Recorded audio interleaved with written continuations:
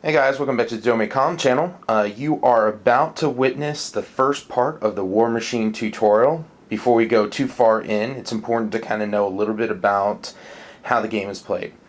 Typically the game is played on a 4x4 table, but since this is a battle group, which is the smallest army size that is really playable in Warmachine, and we're going to be focusing on this, we're actually going to be playing on about a little over 2.5 feet by 4 foot table, which is more than enough room to play this game. One of the big benefits of this game is the lack of humongous amounts of space that you need to play other games.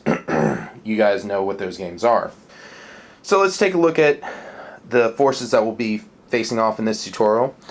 Over here we have Kador and its battle group. And on this side we have Menoth. Let's take a look at some of the tools for the game.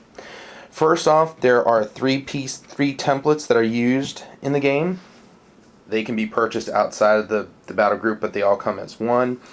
For this template is used for special weapons with an SP. It's known as the spray template. This is used for the various different blast radius, area of effect damage. In this game there are 3, 4, and 5 inch blast templates with associated scatter deviation. And lastly, this tiny little template here is actually incredibly useful.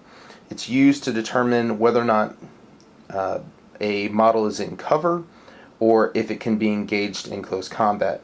The standard distance that a model can be away from another model to still be in melee combat is 1/2 inch, which is identified here.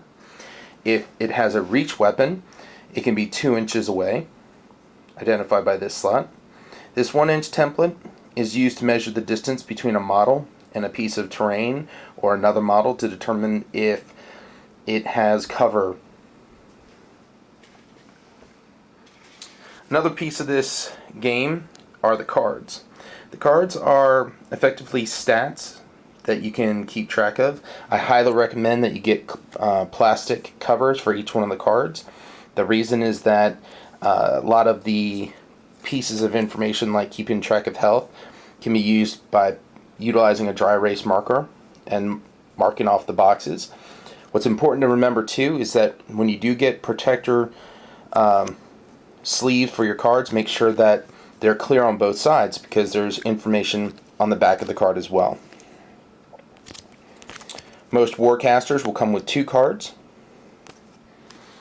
Most other units, such as warjacks, which are present in the battle groups, can be contained in just 1 card.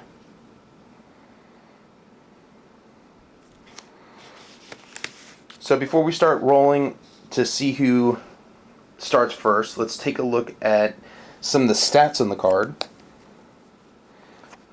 And we'll come back in just a minute after we review it via some PowerPoint presentation.